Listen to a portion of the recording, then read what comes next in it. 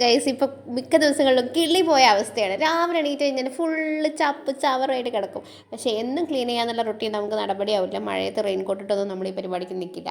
അതുകൊണ്ട് നമ്മൾ മഴ ഇല്ലാത്ത ഷോർട്ട് ബ്രേക്സ് കിട്ടുമ്പോഴാണ് കേട്ടോ മുറ്റം ക്ലീൻ ചെയ്യാറുള്ളത്. അന്നും ചേട്ടന്മാർ പറഞ്ഞതാണ് മുറ്റത്തുള്ള ഈ പ്ലാവങ്ങ് വെട്ടിക്കളഞ്ഞു കഴിഞ്ഞാൽ നിങ്ങൾക്ക് പിന്നത്തേക്കൊരു ഉപകാരമാകുന്നു. പക്ഷേ എന്തോ മുറ്റത്ത് ഇല വീണാലും ഭംഗി, ഇല വീഴാത്ത സമയം വൃത്തിയാക്കിയത് വേറൊരു മൊഞ്ച്. അപ്പോൾ എന്തായാലും വേണ്ടിയിട്ട് നമ്മളെന്തായാലും മരം വെട്ടണ്ടെന്ന് വിചാരിച്ചു. ഒരുപാട് മരങ്ങൾ നമ്മൾ ഓൾറെഡി വെട്ടി. അതിന് പകരം നമ്മൾ കുറച്ച് കുഞ്ഞു തെങ്ങിൻ തൈകളൊക്കെ വെച്ച് കൊടുത്തിട്ടുണ്ട്. കവുങ്ങും അതൊക്കെ വളർന്ന് വരുന്നുള്ളൂ. അപ്പം ഇനിയൊരു മരം വെട്ടൽ നമുക്ക് എന്തായാലും പ്രാക്ടിക്കലി നടപടിയാകില്ല. അപ്പം നമ്മളിത് ക്ലീൻ ചെയ്യുന്ന സമയത്ത് ഭയങ്കര ഒരു മനസ്സിനുള്ളൊരു പേടിയുണ്ട് കേട്ടോ. വല്ല ഇഴജന്തുക്കളെങ്ങാനും എവിടെയെങ്കിലും കാണുമോ എന്ന് അമ്മ പല പ്രാവശ്യം പറഞ്ഞു, ചട്ടി നീക്കാനൊന്നും പോകല്ലേ, അതിൻ്റെ ഉള്ളിലൊക്കെ വല്ലതും ഒളിഞ്ഞടപ്പുണ്ടാവും, ഇപ്പം നോക്കിയും കണ്ടും ചെയ്തോന്ന്.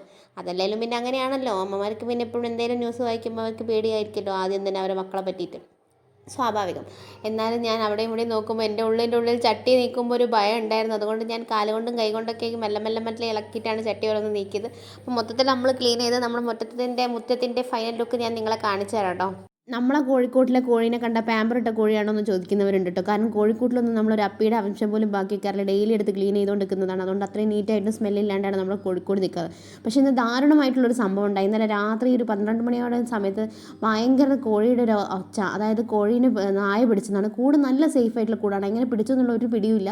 അതിൻ്റെ ഒരു കാല് പുറത്തേക്ക് വീണിട്ടുണ്ടാവുമെന്ന് വിചാരിക്കുന്നു. കാല് കടിച്ചുകൊണ്ട് പോയി ഒന്നും ചെയ്യാൻ പറ്റാത്ത അവസ്ഥയിൽ നമുക്ക് കോഴീനെ രക്ഷിക്കാനായില്ല. അപ്പോൾ രാവിലെ തന്നെ ആ ഒരു കോഴീനെ കുഴിച്ചിട്ടിട്ടാണ് ദിവസം തുടങ്ങിയത്. വല്ലാത്തൊരവസ്ഥ തന്നെയായിപ്പോയി. കോഴിയെ തന്നെ ഇനി വളർത്തണ്ടെന്ന് തോന്നി. പല പ്രാവശ്യം ക്ലീൻ ചെയ്യുമ്പോഴൊന്നും നമുക്ക് ഈ ഒരു ബുദ്ധിമുട്ട് തോന്നിയിട്ടില്ല.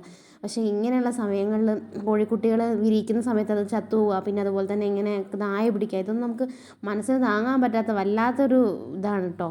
അങ്ങനെ ഇന്നത്തെ സൺഡേ സ്റ്റാർട്ട് ചെയ്തത് അങ്ങനെ ദാരുണമായ സംഭവങ്ങളോട് കൂടിയാണ്. ഇപ്പം മഴക്കാലമായത് കാരണം എല്ലാവരും ശ്രദ്ധിക്കുക. ഇഴജന്തുക്കളാണെങ്കിലും നായ്ക്കളെ ശല്യമാണെങ്കിലും അങ്ങേയറ്റാണ്, ഒരു രക്ഷയില്ല.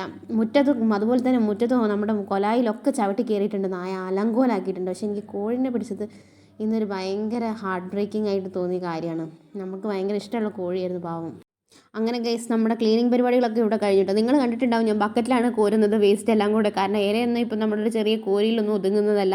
ഒരു പൊട്ടി ഒഴിവാക്കിയ ബക്കറ്റായിരുന്നു. നമ്മൾ പഴയ വീട്ടിൽ നിന്ന് പുതിയ വീട്ടിലേക്ക് ഷിഫ്റ്റ് ചെയ്ത് അത് പൊട്ടി പൊളിഞ്ഞ ബക്കറ്റാണ് കേട്ടോ. അതുകൊണ്ടാണ് ആ ബക്കറ്റ് പിന്നെ ഒഴിവാക്കാൻ തോന്നിയില്ല. പ്ലാസ്റ്റിക് വേസ്റ്റ് ആയിട്ട് അവിടെ കിടക്കുന്നതിനേക്കാളും നല്ലത് നമ്മൾ ആ വേസ്റ്റിനെ ഇങ്ങനെ ഉപയോഗിക്കല്ലേ എന്ന് വിചാരിച്ചിട്ട് നമ്മളത് യൂസ് ചെയ്ത് ഇവിടെ എല്ലാം വൃത്തിയാക്കി എടുത്ത് ചണ്ടിയെ പുറത്ത്